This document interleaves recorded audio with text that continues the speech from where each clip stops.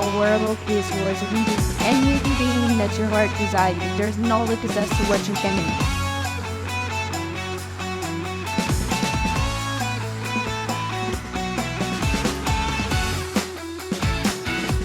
You gotta love what you do if you're gonna be happy with the success that you have.